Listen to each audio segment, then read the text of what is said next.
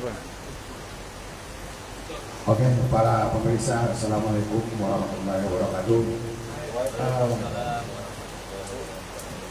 Para pemirsa Ngopi Channel yang berbahagia dimanapun Anda berada, pada malam hari ini kita bergabung dan berdiskusi kembali di Ngopi Channel pada masyarakat yang ingin berpartisipasi terkait diskusi kita yang hari ini kami persilahkan, karena Ngopi Channel ini live di TikTok, di YouTube, Facebook, dan Twitter. Oke, para pemeriksa dimanapun Anda berada yang kami banggakan, hari ini kita akan berdiskusi seputar Kabupaten Bengkulu ke depan dalam membangun kabupaten yang berdulu negeri seluruh ini. Ada hal yang substansial berupa sebuah konsep atau perencanaan. Kalau kami sebagai panelis menilai bahwa perencanaan itu merupakan rumahnya sebuah pembangunan. Kita mendengar ada yang disebut dengan rencana pembangunan jangka panjang para pemirsa. Rencana pembangunan jangka panjang ini usianya selama 20 tahun. Merupakan master plan dari sebuah pembangunan daerah. Untuk itu para pemeriksa dimanapun Anda berada, kami mengajak berpartisipasi dalam diskusi kita pada malam hari ini, karena kita akan ditemani narasumber yang sangat luar biasa dan sudah tak asing lagi mungkin bagi masyarakat Kabupaten Bengkulu yang pemirsa ya. Ada Bapak saya bilang mantan enggak ya, ex-sekda Kabupaten Bengkulu Pak Insinyur dan Harun LN Pak ya. Sudah kenal mungkin masyarakat. Kemudian di samping saya juga wajahnya sudah sangat familiar karena aktif di berbagai kegiatan sosial dan pergerakan, dia sebagai aktivis Muhammadiyah di LSM juga aktif, yaitu Pak Agus Nasution. Kemudian ada para pemirsa dan para pemirsa, ada narasumber kita juga. Ini juga sudah dikenal di masyarakat karena pernah menjabat sebagai wakil rakyat, yaitu Pak Ruslan Abdul Ghani SAG ya, SPD. Udah senior juga ini, politisi dan pernah jadi wakil rakyat. Terakhir ini adalah inspirator kita, orang tua kita yang cukup luar biasa di Robot ini. Banyak menginspirasi para aktivis, yaitu Muhammad Sobu yang sudah menalam buana sampai ke Jakarta secara nasional di berbagai pergerakan sosial. Oke, para pemirsa dimanapun Anda berada, kami hadir di Ngopi Channel ini tidak ada maksud dan tujuan lain untuk menjelaskan sesuatu, tapi hanya berbentuk informasi dan edukasi. Makanya kami harap kita menilai kegiatan ini hal-hal yang sangat positif untuk mengedukasi masyarakat Kabupaten Bengkulu. Pak Damri, ya Pak Damri. Kalau saya bilang Pak Damri, panggilannya mana cocoknya? Pak Sekda sudah cocok juga, sudah ex Pak Damri ya. Saya ingin bertanya kepada Pak Damri sedikit dulu. Apa sih substansi dari RPJP itu sendiri? Pada Pak Damri kalau silakan dengan segala. Bismillahirrahmanirrahim. Assalamualaikum warahmatullahi wabarakatuh. Kalau kita berbicara masalah RPJP, rencana pembangunan jangka panjang daerah, itu adalah suatu dokumen daerah yang perlu dipedomani selama jangka waktu yang ditentukan di dalam dokumen tersebut. Khusus untuk Bengkulu, rencana pembangunan jangka panjang Kota Bengkulu itu tahun 2005 sampai 2025, berarti selama 20 tahun. Di dalam penyusunan RPJP ini tentu draft yang disusun kita membawa atau mengikut sertakan para ahli di bidang perencanaan, karena di dalam RPJP ini menggambarkan seluruh aspek isu-isu sebuah kabupaten yang akan dituangkan ke dalam dokumen perencanaan daerah dalam jangka waktu yang telah ditentukan. Di mana di dalam RPJP ini semua kondisi daerah, mulai dari letak daerah sampai lintang berapa sampai lintang berapa, wujud berapa sampai wujud berapa, itulah detailnya dalam penyusunan RPJP itu. Di samping itu juga ini di dalam bab 1 di dalam RPJP itu gambaran umum daerah itu mencakup seluruh aspek yang ada di kabupaten itu sendiri. Jadi dari gambaran umum inilah dijabarkan nanti ke dalam visi, misi, program, arah kebijakan strategis di dalam melaksanakan pembangunan di Kabupaten. Kemudian untuk RPJP ini kalau kita bagi ke dalam RPJM itu ada 4 tahap RPJM. Kalau istilah zaman Orde Baru itu retilita, rencana pembangunan 5 tahun. Tapi dengan sekarang berubah jadi rencana pembangunan jangka menengah daerah. Intinya sebenarnya sama. Di dalam RPJM ini kita menjabarkan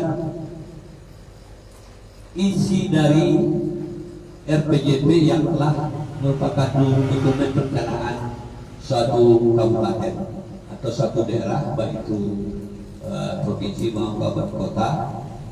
Itulah dijabarkan ke dalam RPJM seorang bupati terpilih. Ini. Jadi seorang bupati terpilih di dalam kampanye waktu dia mencalonkan, dia akan menyampaikan visi misi. Jadi visi misi yang disampaikan ini sebenarnya harus berpedoman kepada RPJP kabupaten satu daerah. Jadi visi misi itu dituangkan ke dalam kampanye dia, berlandaskan atau berpedoman kepada RPJP itu sendiri. Oke Pak Tamri, saya mau tanya sama Pak Tamri. Rencana pembangunan ini saya melihat berbagai daerah sama semua, apakah ini kopi paste gimana gitu kan. Ini RPJP ini indikator kita melihat kondisi real lapangan itu dengan benar apa Pak?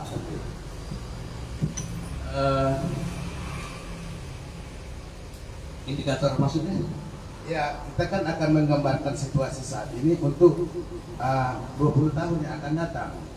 Sementara kita lihat dari berbagai master atau RPJP itu Kabupaten Rokan Hulu, Kabupaten Absel, hampir sama saja saya tengok.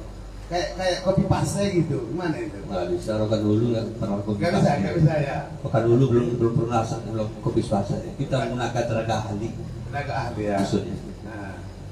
Jadi untuk RPJP Kabupaten Hulu waktu penyusunannya itu kita menggunakan tenaga ahli. Kalau tanya sama Pak Ruslan itu setelah dilakukan pembahasan melihat situasi di daerah itu kita tuangkan dalam RPJP itu. Kemudian di dalam draft RPJP yang telah kita susun kita seminarkan untuk mengundang seluruh tokoh-tokoh yang berkaitan dengan daerah itu sendiri. Jadi untuk Belja Pertemuan Terap ini kita mengundang tokoh-tokoh yang mungkin bisa memberikan masukan untuk melakukan perbaikan-perbaikan terhadap RPJP itu sendiri. Saya mau contoh nih Pak Tamrin, contoh salah satu masalah kemiskinan. Kita kan sudah punya perencanaan tertentu tentang kemiskinan. Kenapa datanya bisa error? Seharusnya penanggulangan kemiskinan dari tahun 2005 kita tidak akan mungkin lagi menjadi daerah termiskin pada tahun kemarin. Kenapa? Apakah RPJP-nya error, datanya error, bagaimana nih Pak Tamrin?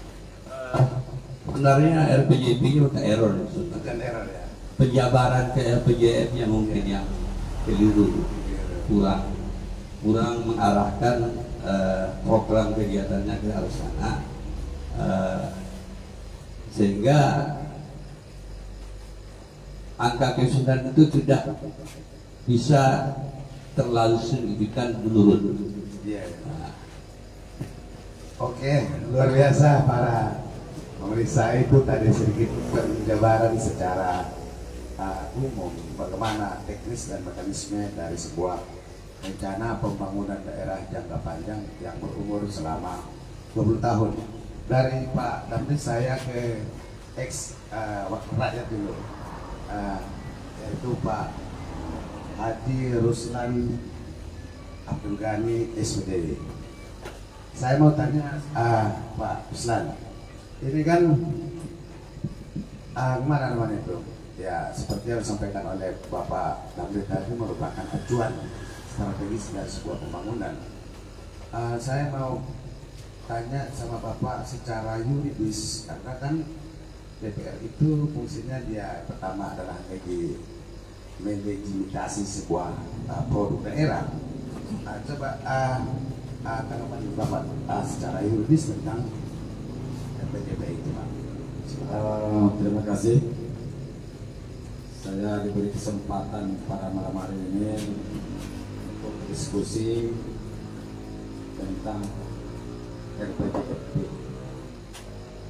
Tadi sudah singgung oleh Pak Damri.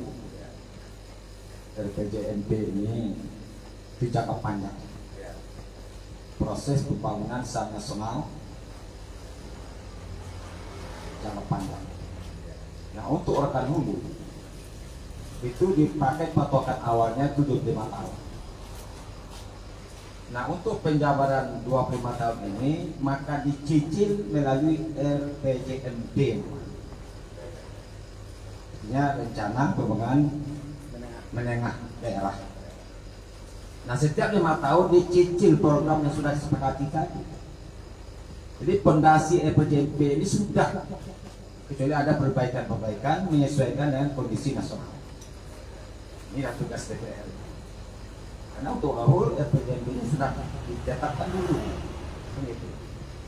Nah, untuk menindaklanjuti hal ini, setiap kepala daerah yang terpilih melalui pilkada itu 40 hari setelah pelantikan, baik kepala daerah maupun wakil kepala daerah mengajukan kepada DPRD setempat untuk mendapatkan pembahasan bersama ya, terhadap RPJMD daerah itu dicicil 5 tahun. Apa saja yang dimuat di situ tentu isinya sangat komplit, mencerminkan daerah rohul secara keseluruhan. Diteropong rohul ini baik oleh pemerintah daerah maupun oleh legislatif kita atau DPR kita. Ya, kolaborasi. Apa potensi daerah hutan hulu? Bagaimana strategi pembangunan yang harus kita tetapkan? Kayak itu. Dulu di zaman 2004, misalnya Rokan Perkoto bisa ditetapkan sebagai petani jeruk, karena potensinya itu jeruk. Kalau sekarang tahapan namanya tahap kita lagi menjadi jeruk rumpaya. Jadi kepala daerah yang terpilih itu konsisten lah, bukan hanya menurut seleranya. Ya, nah, tapi mengacu kepada LPJMD daerah yang sudah ditetapkan. Jadi kalau ada visi misi pada daerah yang bertentangan dengan itu perlu diperbaiki oleh KPU. Jadi KPU juga harus ngerti juga nih. Bukan hanya menerima bakal calon kepala daerah saja, dia harus ngerti tentang visi misi kepala daerah itu harus menyesuaikan dengan RPJMD tadi. Nah, oleh sebab itu untuk rohul ini saya melihat mungkin kurang menggigit, kurang tepat sasaran RPJMD kita. Entah legislatifnya tidak berkualitas atau pemerintahnya tidak paham terhadap RPJMD Rokan Hulu ini. Kita lihat sendiri di kondisi daerah kita ini. Kalau memang itu mengacu kepada RPJMD yang sudah ditetapkan 1 kali 5 tahun, tak seperti ini Rokan Hulu. Tidak muncul politik. Jadi ada apanya? Koridor yang harus ditempuh. Bukan hanya pembangunan yang hanya seketika. Karena enak pedatonya nak berubah pembangunan. Nah, benar begitu. Di sini letaknya peran pengawasan legislatif. Jadi legislatifnya hanya tepuk tangan aja. Ya enggak? Punya peran penting terhadap RPJMD daerah ini. Ditagih itu kepala daerah itu. Ditagih itu penyelenggara daerah kita ini. Cocok atau tidak dengan RPJMD sebagai perda daerah. Ini kebanyakan dewan kita diam, kan gitu.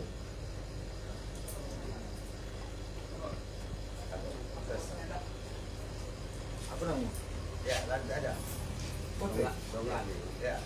Nah, jadi menurut pandangan kami peran daripada legislatif maupun eksekutif terhadap RPJMD ini tidak bisa dipisahkan.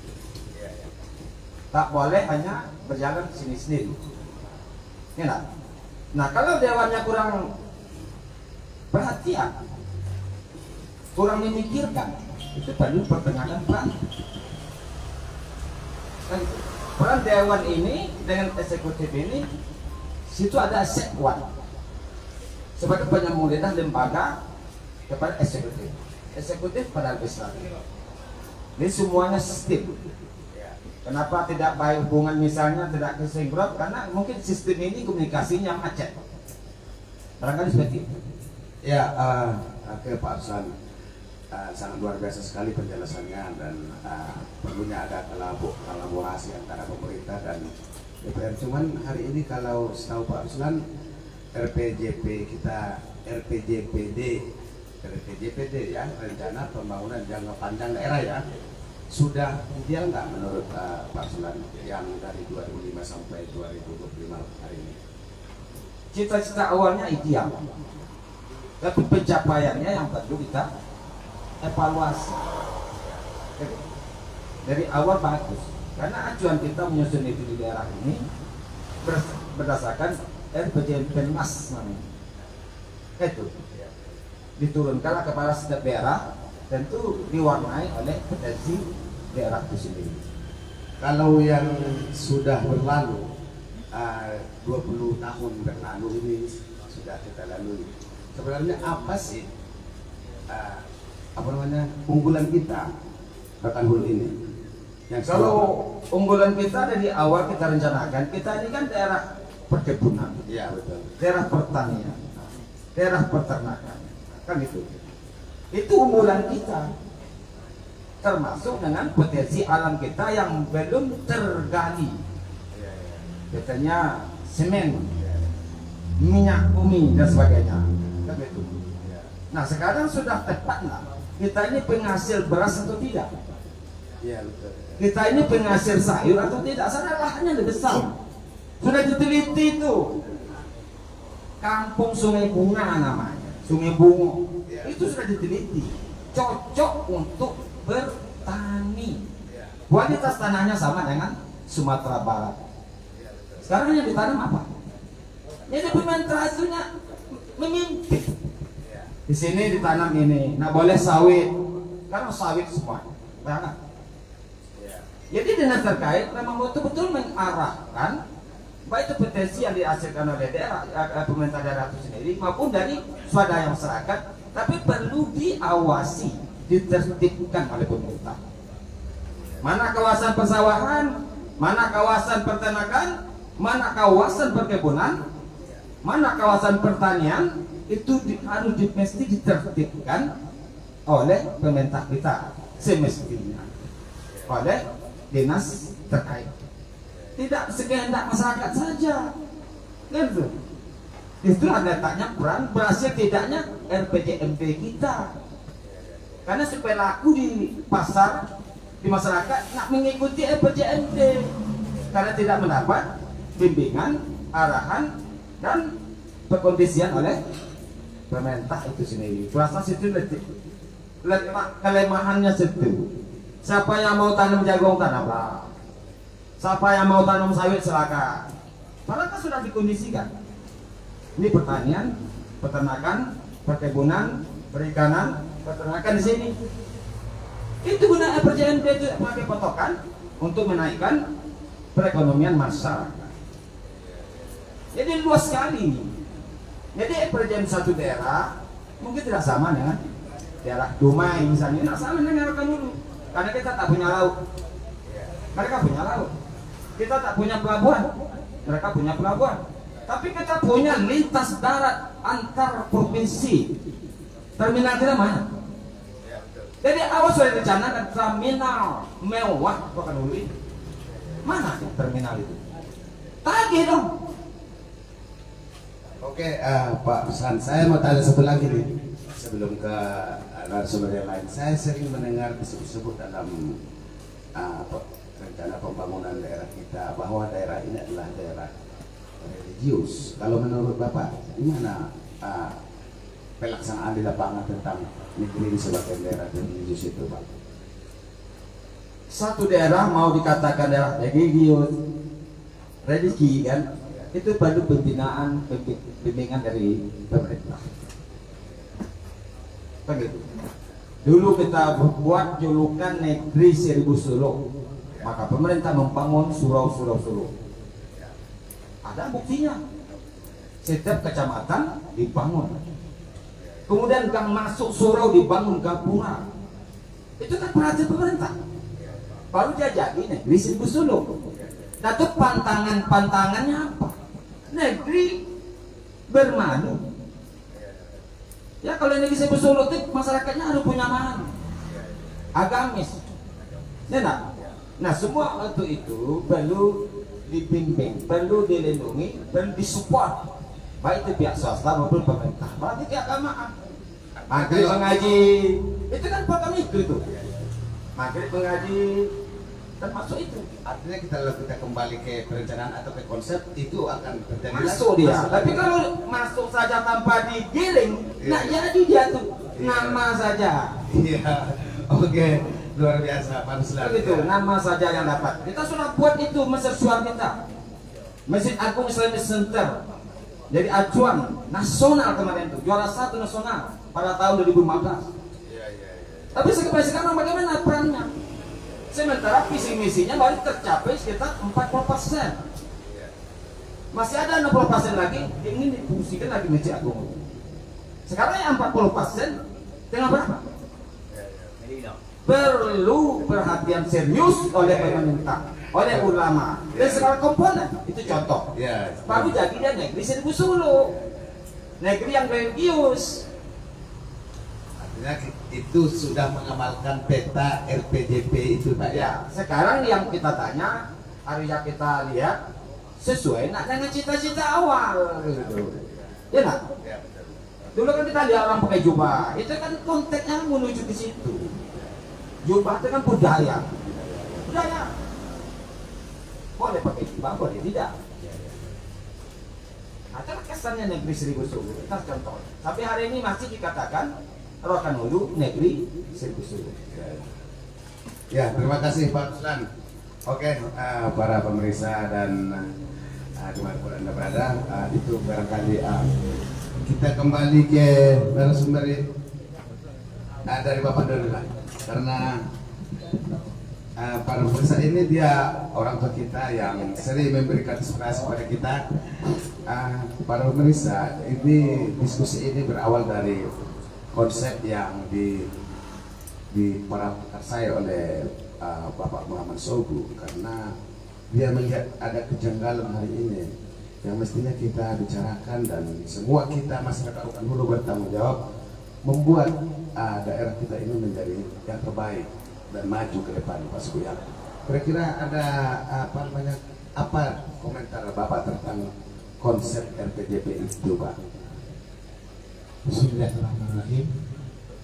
Saya hanya bisa menginformasikan ke publik tentang kejanggalan kegiatan RPJPMD di Selamat Center kemarin. Kejanggalan yang saya lihat di situ tidak ada DPR satupun. Itulah makanya saya naikkan ke media massa kemarin. Saya tanya sama yang mengantar undangan ke saya, DPR kok nggak hadir atau nggak diundang dulu? Bang jawabnya, sudah 3 kali kami mengantar undangan ke DPR, namun tidak hadir. Nah, habis itu dikomentari lah narasumber yang dari Universitas Pekanbaru, ditanya lah tentang tidak hadirnya satu pun wakil rakyat. Dia bilang itu sangat penting, harus dihadiri. Jadi saya mempublikasikan kejanggalan ini supaya tokoh-tokoh rohul yang sudah memimpin, yang sudah pensiun, mau ikut memberi masukan kepada yang menganggap itu menganggap itu tidak penting gitu loh.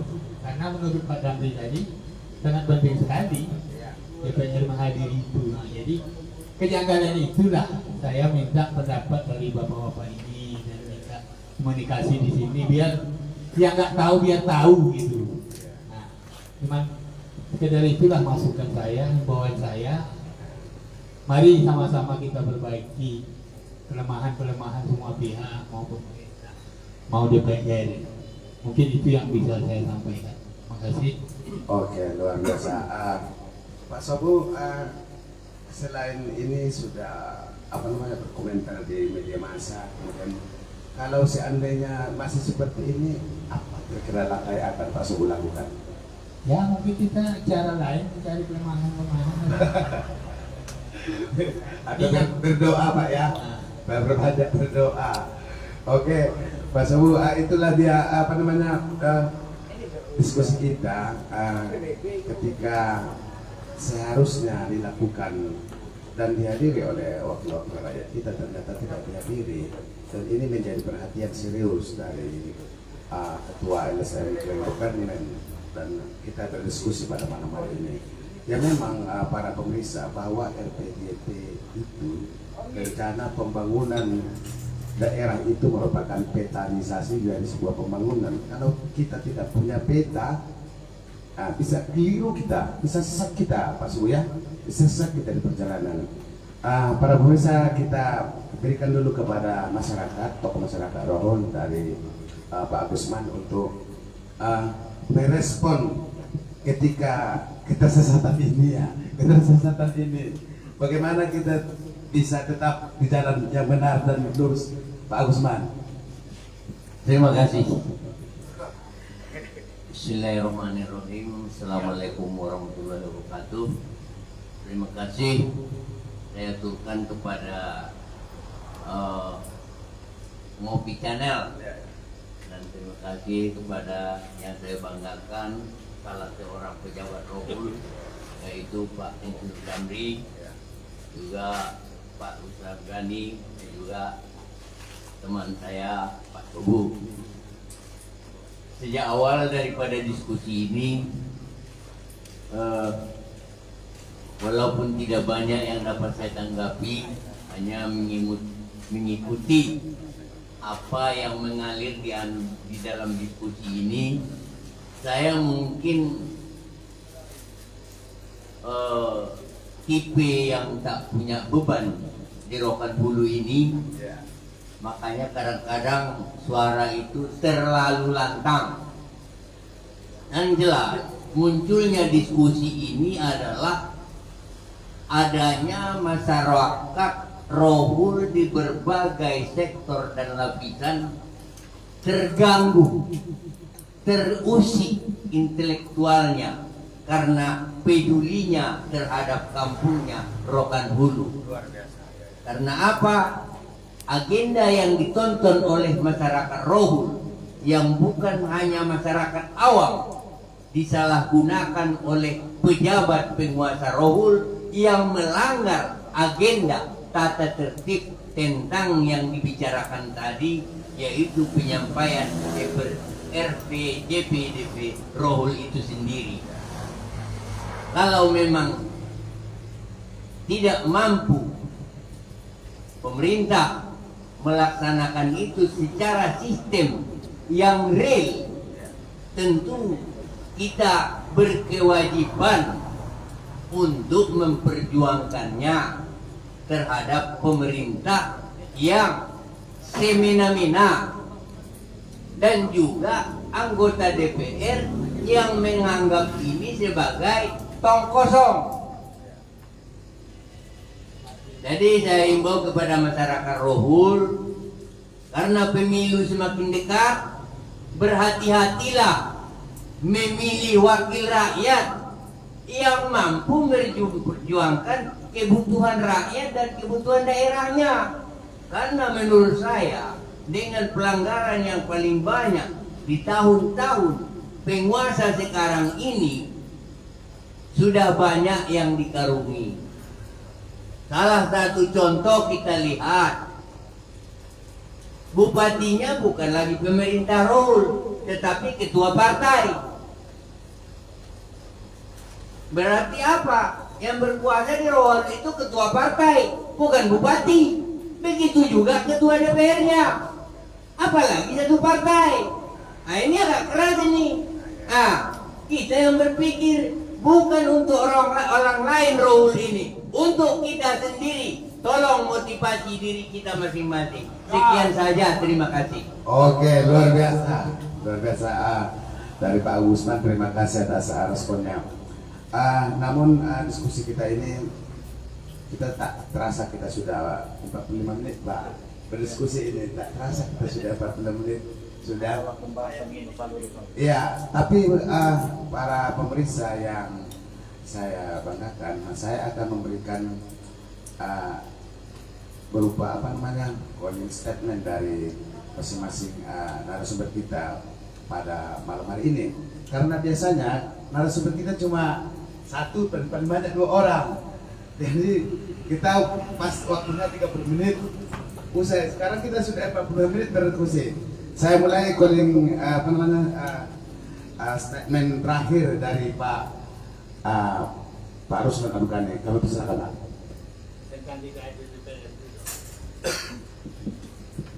Baik, di akhir diskusi kita ini saya ingin menyampaikan kepada masyarakat, kepada saudara-saudara saya yang masih aktif legislatif, terhadap apa yang menjadi tema kita malam hari ini. Terhadap pembahasan itu ada bertingkat-tingkat. Barangkali DPR ini punya strategi juga. Tapi yang namanya undangan eksekutif, DPR itu tidak bisa mengelak karena ini mitra kerja. Nah, baru wajib DPR itu hadir di suatu agenda kalau dilaksanakan di DPR. Jadi kita tidak bisa menuduh 100% kelemahan DPR, tidak. Tapi yang kita sorot di sini kurangnya kepedulian terhadap tugas. Mungkin pemerintah daerah mengundang para ahli dari akademis, kita perlu. Nah, tapi sudah dengan time-nya sekarang ini kan masa sibuk pemilu. Jadi harapan kami kepada saudara-saudara anggota legislatif yang aktif harus pandai membagi waktu. Di samping untuk mempersiapkan pesta demokrasi, mungkin ingin bertarung kembali, ya nak. Tapi yang kewajiban itu tidak boleh diabaikan. Mengabaikan kewajiban korupsi. Karena tiap bulan dia gaji itu. Iya nak, kan dia gaji orang benar. Kan ada potong gajinya. Hati-hati ini. Hati-hati lah kamu itu. Dan masyarakat akan melihat, peran dewan ini akan melihat apa yang mereka buat selama 5 tahun terakhir ini. Setiap dapil yang ada. Ya kita buat. Gedung Lepeta seperti itu juga. Zaman kami dulu lagi tuh. Karena itu sifatnya sementara. Digesah penanganan itu. Kan gitu. Sekarang mana dewan kita? Kantor DPD kita mana? Mana suara DPR? Yang sekarang ini asik poker. Poker itu kolusi. Kolusi betul. Tapi bagaimana? Karena lah main bumi ya di Indonesia. Main bumi. Pokoknya kalau itu saja. Itu kan KKN tuh. Siapa yang berani menyatakan itu? Nggak ada. Karena lingkaran masalahnya. Jadi oleh sebab itu dalam dus kita ini, mari kita dari masyarakat, apalagi tokoh masyarakat kita Pak Damri, rasanya kita takkan rugi memberikan pemikiran, wejangan, masukan terhadap daerah kita. Apapun bentuk judul, apapun bentuk judulnya, kita juga punya kewajiban moral untuk memberikan masukan yang terbaik untuk daerah kita. Rasanya demikian, terima kasih. Oke, terima kasih. Itu tadi sedikit statement dari Pak Ruslan bahwa memang perlu peran serta dari wakil rakyat ini sebagai yang mengawasi kegiatan pemerintah inilah supaya tepat disampaikan kepada masyarakat banyak. Untuk oleh statement kami silakan Pak Ruslan. Ada yang mau sampaikan lagi? Sudah cukup ya. Pak penutup beliau, nanti penutup beliau. Pak semuanya dulu. Sudah cukup ya. Oke, ini luar biasa nih, saya harus kasih pengantar ini kalau ke Pak Damri ini kan, karena beliau ini adalah guru dari semua masyarakat Rokan dulu, karena pengalamannya, pengetahuannya baik di administrasi dan di pemerintahan sangat luar biasa sekali. Oke Pak Damri, kami kasih statement. Ada apa namanya? Ada pertanyaan yang masuk? Ya tidak ada pertanyaan. Ya. Kami persilakan Pak Damri untuk merangkum semua problem yang ada di negeri kita ini dan apa yang terbaik buat anak masyarakat kita, anak kemenakan, anak cucu ke depan dan negeri ini ke depan, Pak. Kami persilakan Pak. Terima kasih moderator. Sebenarnya kalau kita ingin tulus dan ikhlas membangun Rokan Hulu ini, jalankan visi dan misi waktu pencalonan itu, karena visi dan misi ini dituangkan dalam RPJM Bupati terpilih setelah diundangkan dalam peraturan daerah. RPJM Bupati terpilih itu merupakan satu dokumen perencanaan selama 5 tahun. Jadi dokumen di dalam RPJM yang disusun 5 tahun itu sudah jelas aturan-aturan yang harus dilakukan, tahap-tahap yang harus dilakukan. Tahun pertama apa yang dilakukan, tahun kedua apa yang dilakukan, sampai tahun kelima. Itu jelas. Kalau kita konsisten mengacu kepada RPJMD itu sendiri, saya pikir membangun Rokan Hulu itu tidak susah. Bapak sudah buktikan itu ya, sudah buktikan berbagai berbagai poin kita terbaik beliau Pak ya. Ya. Nah, kemudian sebenarnya jadi birokrasi itu memang dikatakan sulit tidak ya, dikatakan senang tidak, tetapi harus punya pola pikir yang jelas, punya ilmu, apalagi seorang sekda itu mewakili seluruh instansi, tupoksi seluruh instansi yang ada di suku daerah. Nah, dia bisa mengawasi di dalam penyusunan APBD yang bisa mengkoreksi di dalam PPAS sejauh mana tugas pokok dan fungsi masing-masing SKPD itu bisa dilaksanakan. Itulah titik ukur dari keberhasilan satu daerah di dalam membangun ini. Walaupun kita Rolper Bungu ini APBD kita rendah, tapi kalau tepat sasaran banyak yang bisa kita lakukan. Itu mungkin yang dapat saya sampaikan. Mudah-mudahan untuk 5 tahun ke depan pilkada bulan November besok undang-undang ini untuk daerah ya, betul, ya, betul, ya. Pilkada kita bulan November, nantinya bupati yang bisa mengayomi masyarakat lokal dulu untuk 5 tahun pertama. Amin. Itu yang kita harapkan. Terima kasih. Waalaikumsalam warahmatullahi wabarakatuh. Oke, para pemirsa Ngopi Channel dimanapun Anda berada yang menyaksikan kegiatan kali ini, itulah pemaparan dari berbagai narasumber kita, mulai dari aktivis masyarakat, ex anggota DPR, kemudian ex birokrasi, sudah membahas tentang rencana pembangunan jangka panjang daerah Kabupaten Rokan Hulu yang mendapat sorotan tajam dari aktivis Muhammad Sobo. Kira-kira seperti itulah teknis, dan ya sesuatu itu dimulai dari hati yang tulus dan ikhlas, kata Pak Namri tadi.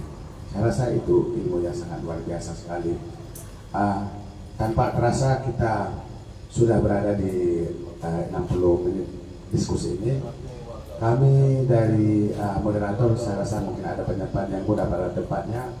Kami mohon maaf karena ini hanyalah diskusi untuk berupaya memberikan edukasi kepada masyarakat. Wabillahi taufiq wal hidayah. Assalamualaikum warahmatullahi taala wabarakatuh.